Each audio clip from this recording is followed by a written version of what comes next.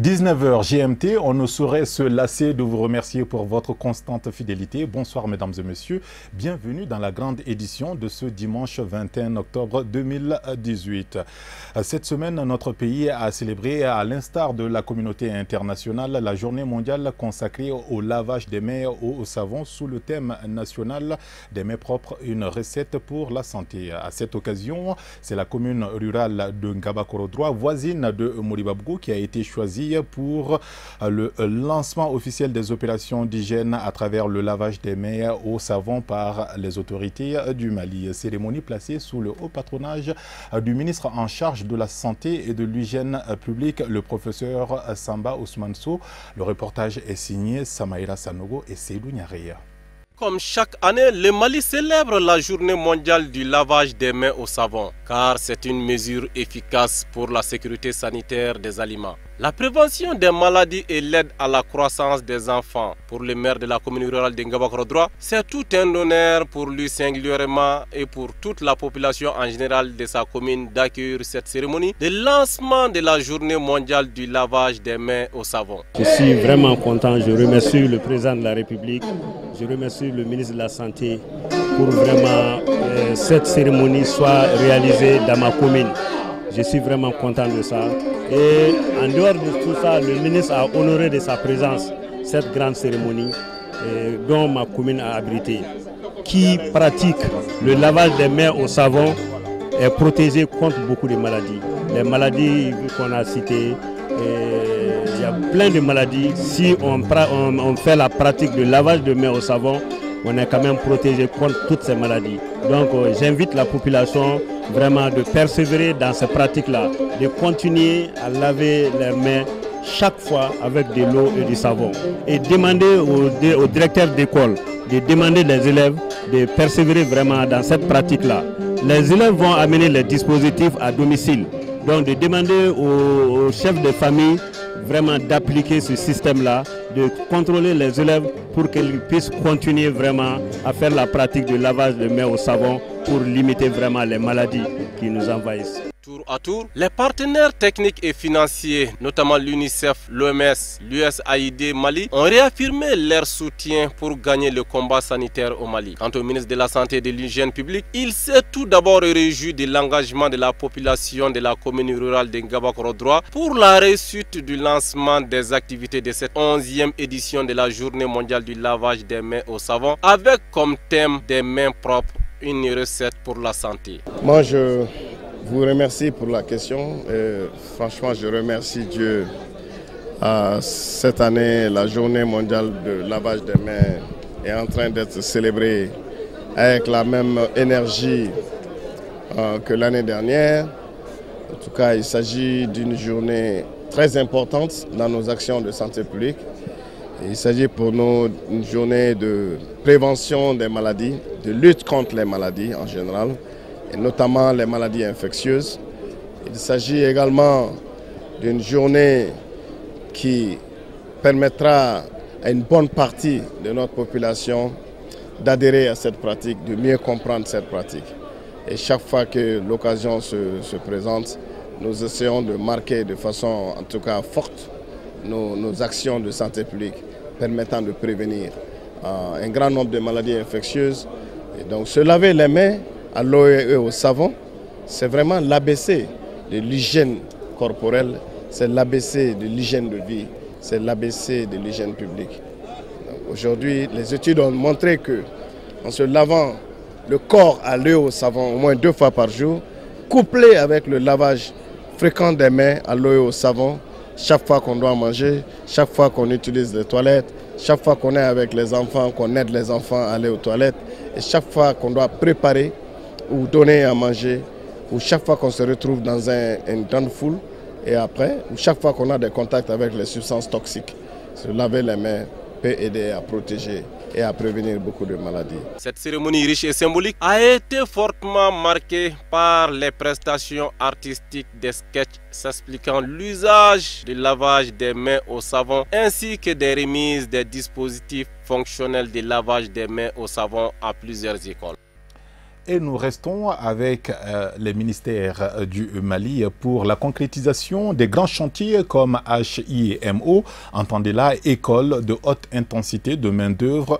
L'APEJ, en étroite collaboration avec la mairie de la commune 6 du district de Bamako, a rendu possible l'aménagement de la rue 816 de Faladié sous l'impulsion du ministre de la Jeunesse, de l'Emploi et de la Construction citoyenne. C'est donc le début d'un vaste programme de création d'emplois et de formation des jeunes qui vise à atteindre les objectifs de la feuille de route donnée par le chef de l'État, son Excellence Ibrahim Boubacar Keïta, qui, je vous le rappelle, a placé son deuxième quinquennat sous le signe de la jeunesse. Suivons avec Amadou Kamara et Abdoulaye Sogodogo. Ce projet s'inscrit dans la mise en œuvre de l'axe stratégique 2 de la composante 1 du PEJ 2, à savoir le renforcement de l'employabilité des jeunes. Les autorités communales de la commune 6 du district de Bamako ont bien apprécié à sa juste valeur l'acte posé par les plus hautes autorités du pays en initiant ce pavage. Le maire et ses 45 conseillers, c'est de remercier le ministre et le gouvernement par rapport à ce sujet et la PEJ. Nous voudrions que cela continue encore dans les autres quartiers à venir. Vraiment, je remercie tout le monde et que les travaux commencent très bien. Ensuite, je remercie notre confrère Moussa Fomba qui n'a ménagé aucun effort pour que ce projet soit réalisé dans ce quartier. L'appel que je lance à la population, c'est d'être assidu et coopératif avec les gens par rapport à ce travail. Que les gens viennent les soulager et les encourager dans leur travail. Pour le président du Conseil national de la jeunesse du Mali, CNJ Mali, ce pavage initié par le département de la jeunesse confirme la volonté affichée du président de la République à œuvrer et promouvoir les actions au profit de la couche juvénile. Je pense que nous sommes très émus ici de voir quand même la réalisation de la volonté du président de la République qui a placé le mandat sur notre jeunesse, mais en mettant l'accent surtout l'entrepreneuriat des jeunes. Donc aujourd'hui, le lancement des travaux de ce pavage va d'abord permettre à 40 jeunes d'être quand même des entrepreneurs qui vont être formés à travers quand même le dallage pour qu'ils puissent aussi à leur tour employer d'autres jeunes sur d'autres chantiers. Donc moi je pense que c'est une très bonne chose et je pense que le renforcement du département de la jeunesse à travers l'emploi aussi quand même montre déjà ses effets à travers l'APEJ qui est l'agence pour l'emploi des jeunes. Et donc depuis cette semaine nous continuons quand même à visiter, à participer au lancement des travaux IMO qui touchent des milliers de jeunes dans le district de Bamako et dans d'autres régions. Et je pense que c'est là quand même dénote la plus grande satisfaction de notre jeunesse, mais aussi la préoccupation des autorités, leur volonté à pouvoir mettre la jeunesse au devant de la scène.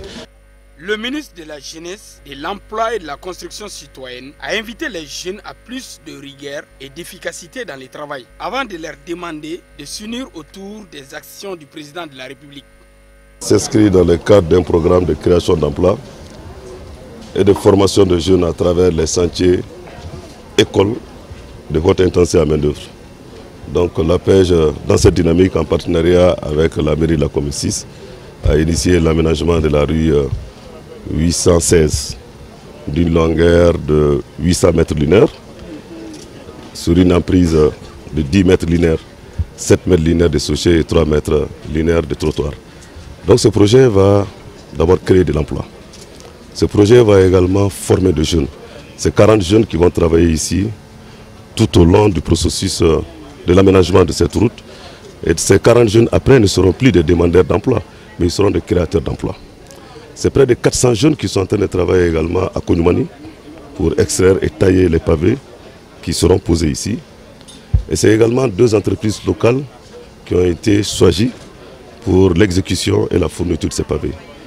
Et ce projet va également participer à l'amélioration des cadres de vie des populations riveraines et de l'ensemble de la capitale.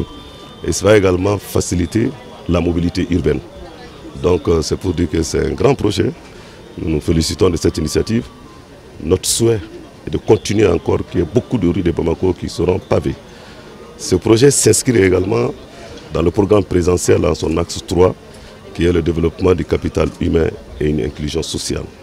Le président a dédié son mandat à la jeunesse et dans son programme présidentiel, il est prévu la création de 3000 jeunes entrepreneurs. Et ce projet s'inscrit également dans ce cadre. Donc nous allons y veiller et nous allons travailler pour qu'il y ait beaucoup de rues de Bamako, pour qu'il y ait beaucoup de rues à travers le Mali, des rues qui seront pavées, puisqu'il s'agit également des matériaux locaux. C'est nos matériaux locaux qui seront également valorisés, puisque c'est le pavage à juin sec. Les pavés, les dalles, le sable, et ça va créer également la richesse indirecte. Ceux qui fournissent le sable, ceux qui préparent pour les ouvriers. Donc bref, ce projet participe également de la croissance de notre pays. Signalons que cet aménagement de la rue se fera sur une longueur de 800 mètres de longueur, plus précisément de 787 mètres de largeur, et commencera au niveau de la rue du Gouverneur pour prendre fin au niveau de la voie de 30 mètres qui aboutit à la Tour de l'Afrique. Cette action de grande envergure entre dans le cadre du programme présidentiel du président de la République Ibrahim Boubacar Keïta, qui a dédié ce dernier quinquennat à la jeunesse malienne. Vous devez sans doute le savoir, les élections législatives au Mali ont été repoussées 2 fois et elles ne devraient se tenir qu'en juin 2019. C'est en tout cas le vœu exprimé par le président de l'Assemblée nationale dans sa demande adressée à la Cour constitutionnelle, organe régulateur du fonctionnement des institutions et de l'activité des pouvoirs publics. La Cour constitutionnelle a donné son avis favorable à la demande de prorogation des mandats des députés jusqu'en fin du premier semestre 2019 en application de l'article 85 de la Constitution, ce qui ouvre vraisemblablement la voie à un nouveau report des élections législatives dans notre pays. Elle précise toutefois que cette prorogation doit se faire au moyen d'une loi organique. Les députés doivent en principe voter cette loi pour entériner ou non cette nouvelle mesure prise par la Cour constitutionnelle. Nous avons rencontré un spécialiste en la matière, un constitutionnaliste, pour nous édifier davantage sur la question. Voici des propos recueillis par Abdul Karim Sako et Ibrahim Koulibaly Ibé. La Cour a donné son avis favorable à la prorogation des mandats des députés jusqu'au premier semestre 2019. Donc c'est le président de l'Assemblée nationale qui a saisi la Cour pour requérir un avis en vue de proroger les mandats des députés du fait des circonstances exceptionnelles qui existent dans notre pays. À cet effet, la Cour a statué et la Cour a conclu à un avis favorable. Bon, mais dans l'avis, on sent que la Cour était sous pression. On sent que la Cour était sous pression dans la mesure où, pour la recevabilité de cette demande, la Cour a demandé, la Cour a dit qu'aucune disposition constitutionnelle ou légale ne détermine expressément les personnes habilitées à saisir la Cour constitutionnelle aux fins de statuer en matière de régulation du fonctionnement des institutions et de l'activité des pouvoirs publics.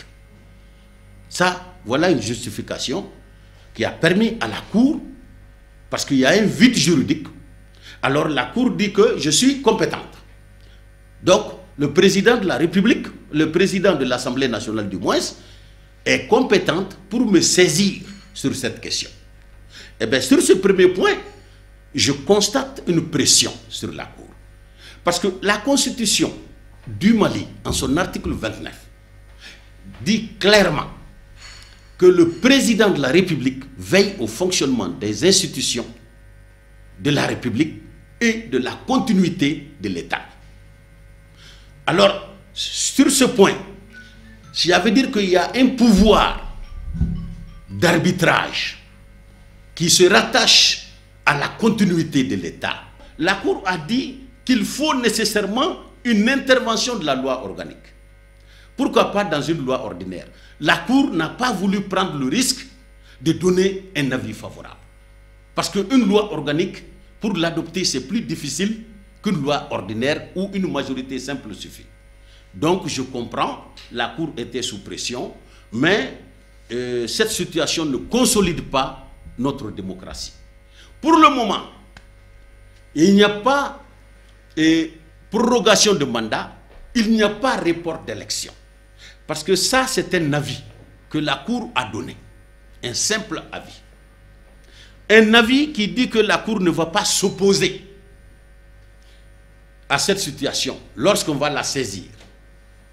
Mais malheureusement, la Cour, cet avis-là, ne peut pas autoriser la prorogation. Il faut attendre maintenant que la loi organique soit adoptée, telle que la Cour l'a dit. Il faut que la loi organique soit adoptée. Et une fois promulguée, en ce moment, on peut dire effectivement qu'il y a prorogation ou qu'il y a report. Donc c'est là où j'ai compris que la Cour ne veut pas prendre la responsabilité de cette prorogation-là. Elle s'entoure de garanties. C'est pourquoi elle a décidé que l'intervention de cette prorogation intervienne dans la loi organique.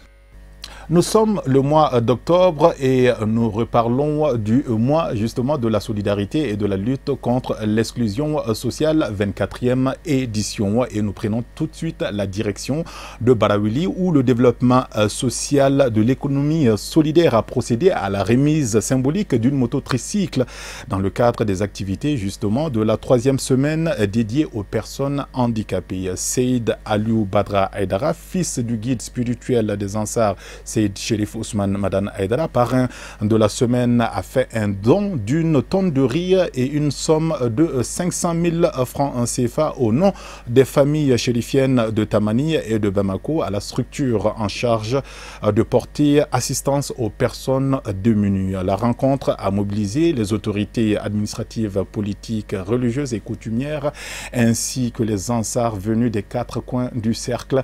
Nos envoyés spéciaux étaient Moussa Fomba et Ibrahim Kloubali Ibé. Suivons avec eux.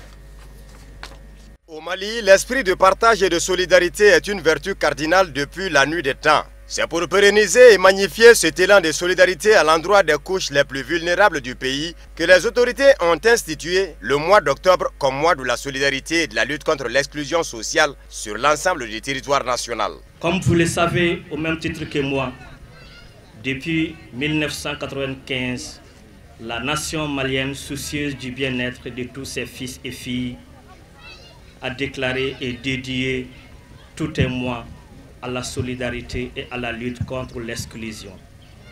Cette volonté de nos plus hautes autorités a été concrétisée par l'institutionnalisation du mois d'octobre comme mois de la solidarité et de la lutte contre l'exclusion à travers le décret numéro 01468 PRM du 27 décembre 2001. Au-delà de son caractère institutionnel, le mois de la solidarité interpelle tous les citoyens maliens dans la manifestation de leur devoir de citoyen d'entraide en vue du renforcement de la cohésion sociale et du bien-être des nécessiteux. D'essence pédagogique, le mois de la solidarité et de lutte contre l'exclusion nous donne l'occasion tous les ans de faire le bilan de nos actes à l'égard des personnes vulnérables. Il s'agit entre autres des enfants en situation difficile qui ont besoin de notre compréhension et d'orientation, des orphelins qui méritent notre assistance et accompagnement, les personnes vivantes avec le VIH. Le parrain de la 3e semaine dédiée aux personnes handicapées n'a pas manqué d'exprimer sa profonde gratitude à l'endroit des autorités du cercle pour la confiance placée en sa modeste personne avant de rassurer les uns et les autres quant à sa disponibilité pour un développement harmonieux du cercle. En cet instant historique, dans les pages de l'histoire de notre pays, mesdames et messieurs, l'émotion rend difficile l'expression de toutes ce que nous ressentons. Vous n'êtes pas sans avoir que l'occasion qui nous réunit cet instant même entre dans le cadre de la commémoration du mois de la solidarité et de la lutte contre l'exclusion sociale, dont nous en sommes à la 24e édition. À cet effet, le moment est opportun pour remercier les plus hautes autorités de notre pays qui ont eu l'initiative d'instituer le mois d'octobre comme mois de la solidarité sur toute l'étendue du territoire national. Mesdames et Messieurs, honorables invités, la 3e semaine de ce mois d'octobre 2018 est dédiée aux personnes handicapées. Et le cercle de Baraouli, d'où je suis originaire et dont je clame fièrement l'appartenance, me fait honneur, en désignant ma modeste personne comme parrain pour la circonstance. Mesdames et Messieurs, honorables invités, c'est également un moment propice pour moi de réitérer mes remerciements les plus sincères aux Ansars du cercle de Baraouli, du Mali et du monde entier. Au nom de la famille chérifienne de Tamani et de Bamako, Asseyed Aliyu Badra Haïdara a procédé à la remise symbolique d'une enveloppe de 500 000 francs CFA et une tonne de vivres en soutien au développement social et de l'économie solidaire du cercle de Barouili. Les Ansars du Mali, notamment ceux du cercle de Barouili, engagés pour le développement du cercle, ont reçu les hommages du parrain pour leur mobilisation pour la réussite de l'événement. Les Ansars ont également procédé à une remise de dons au centre de santé de référence du cercle de Barouili afin de sauver des vies. Le district sanitaire du cercle qui a énormément besoin de telles initiatives, exprime sa profonde gratitude à l'endroit des Ansars et leurs guides. Dieu sait que le district sanitaire de Baraouli a besoin des initiatives pareilles, puisque présentement, nous avons les demandes en sang sont même supérieures à notre capacité, n'est-ce pas, de fourniture de poches de sang testées aux patients. C'est vraiment une triste réalité. Et ça, nous l'avons remarqué déjà l'année passée, en 2017, où au cours de cette année-là, nous avons distribué plus de 900 poches de sang. Et au jour d'aujourd'hui, vous allez voir dans le registre, on est à 3 trimestres, donc 9 mois de l'année, on est à 758 dons de sang déjà effectués. Donc les 2 qui sont en train de donner vont compléter à 760. Donc ça veut dire que ce qu'on a atteint comme chiffre l'année passée en 2017, on risque de le dépasser. Si la disponibilité effectivement des poches des sangs et des réactifs n'est-ce pas, est assurée. Donc c'est un appel à l'association comme à d'autres bonnes volontés pour vraiment appuyer le district sanitaire de Baraouli pour pouvoir améliorer la qualité des prestations de santé globalement et spécifiquement la transfusion sanguine. A noter qu'au cours de la cérémonie, 1 minute de silence a été observée en la mémoire de toutes les victimes des actes barbares du terrorisme, notamment nos vaillants soldats tombés en défendant cette patrie qui nous est si chère. Et nous restons dans la même veine pour vous parler encore du mois de la solidarité combiné avec la culture. Le ministre de la Solidarité et de l'Action humanitaire, Amadoune Konaté, a procédé au lancement officiel de la 2e édition de Handi Festival International. C'était le mardi 16 octobre sur les berges du fleuve Niger à la place du cinquantenaire. Cette initiative qui entre dans le cadre justement du mois de la solidarité et de la lutte contre l'exclusion dans notre pays est celle de l'organisation de l'ensemble national artistique et culturel des personnes handicapées du Mali. Un événement qui a enregistré aussi la présence du parrain national du mois de la solidarité ainsi que de plusieurs autres invités. Le reportage est signé Hamadoun Kola Diallo et Fousseini Keita. Pour mieux asseoir sa politique de promotion des groupes artistiques et culturels des personnes handicapées, l'ensemble national artistique et culturel des personnes handicapées du Mali, NACPHM, organise pour la 2e fois une semaine artistique et culturelle des personnes handicapées. Cet événement regroupe des troupes venues des régions du Mali et d'ailleurs. L'un des objectifs de Handi Festival International est de favoriser l'intégration socio-économique et culturelle des personnes vivant avec le handicap. L'organisation de ce festival particulier est salutaire. En le faisant dans le cadre des festivités de la 24e édition du mois de la solidarité et de la lutte contre l'exclusion, les organisateurs ont mis un cachet particulier à l'événement de cet événement. En plus de son caractère festif, l'Handi Festival International contribuera à animer davantage notre capitale. C'est en reconnaissance de cet effort que le Conseil communal de la commune 3 adresse ses vives félicitations aux organisateurs tout en les réitérant toute sa disponibilité. Le handicap est une dimension universelle, inhérente à la diversité humaine. Comme tous les autres citoyens, elle doit jouir des mêmes droits et obligations pour sa pleine intégration dans la société, respectant toute sa particularité. J'ai saisi cette occasion pour adresser à toutes et à tous mes sincères remerciements pour votre engagement aux côtés de l'ensemble national, artistique et culturel des personnes handicapées du Mali. Avec ce festival, il s'agit aussi de créer des conditions permettant aux personnes handicapées d'étaler leurs talents dans les différentes formes d'expression artistique. Un sentiment de satisfaction et de bénédiction, parce que de voir que les handicapés invitent leurs partenaires de tous les jours pour au moins leur exprimer une fois dans l'année leurs remerciements, leur gratitude, que ce soit le gouvernement ou les partenaires techniques et financiers et leurs parents, leurs amis. Je crois que c'est une fête qui vaut la peine dans sa manifestation.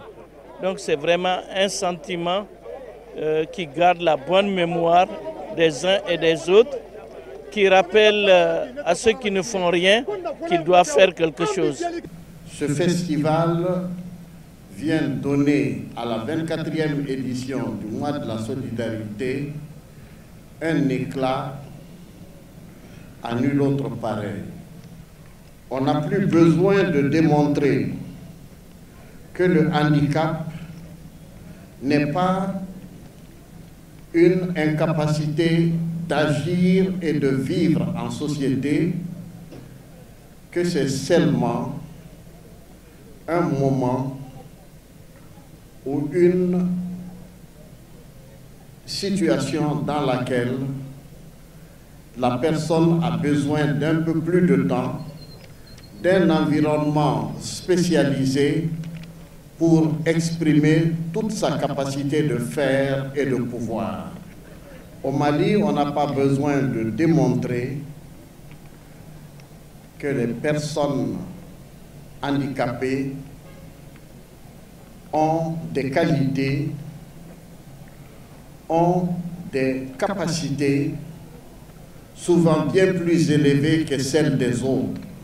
Du 16 au 18 octobre, des expositions d'art visuel, d'artisanat, des spectacles de musique, de théâtre et des projections de films seront au programme. Une trentaine de chanteurs et de musiciens nationaux et internationaux se produiront sur scène à l'occasion du Handi Festival International, placé sous la présidence d'honneur de Keïta Aminata Maïga, épouse du chef de l'État.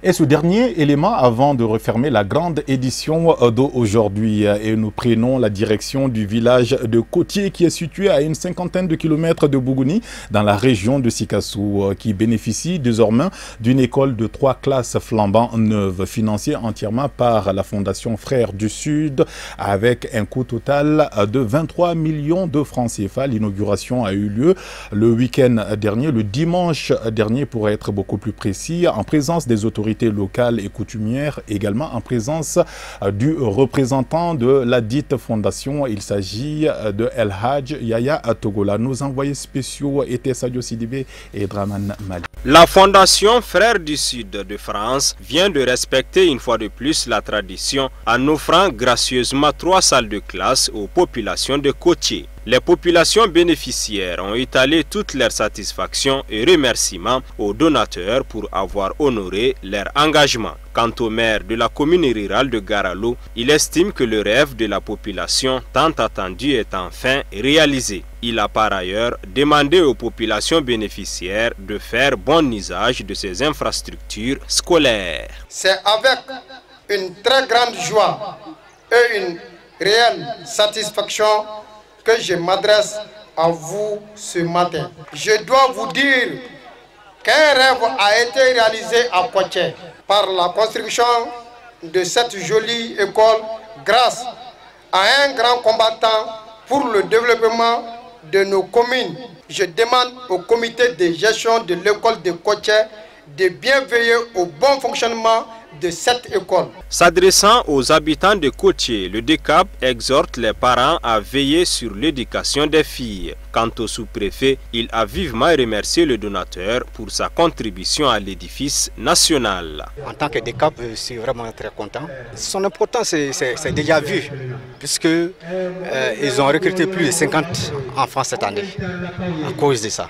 La construction de ces joyaux a vu le jour grâce à l'appui personnel du représentant de la dite fondation au Mali, El Hadji Yaya Togola, dont le coût s'élève à environ 23 millions de nos francs. Cette école permettra aux enfants du dit village d'avoir un enseignement de qualité sans desservir d'autres villages environnants pour aller étudier, d'où les motivations du donateur. Les motivations, c'est mon acharnement à trouver les solutions aux différents problèmes scolaires. Nous sommes aujourd'hui à 82 salles de classe effectuées dans le cercle de Bougouni. C'est dans la bagatelle de 23 millions. Pour l'année prochaine, j'ai 3 salles de classe également à faire dans un village ici qu'on appelle Tanla. Donc ils ont souhaité 3 salles de classe. Et puis on va continuer à travailler parce que la fondation m'octroie dans l'année une enveloppe d'à peu près 300 millions que nous mettons dans les salles de classe de droite à gauche, dans les dispensaires, dans les maternités, dans le soin. Pendant plusieurs heures, sous un soleil accablant, le public a savouré des chansons traditionnelles en hommage à Yaya Togola pour son sens de patriotisme et ses actions de bienfaisance dans la localité. La cérémonie a pris fin par la coupure du ruban symbolique. Point final donc à la grande édition de ce dimanche 21 octobre 2018 en espérant que vous y avez prêté une attention toute particulière. Il ne me reste plus qu'à vous souhaiter un bon début de semaine à toutes et à tous et à très vite sur Chérif la Télévision pour d'autres nouvelles. Merci.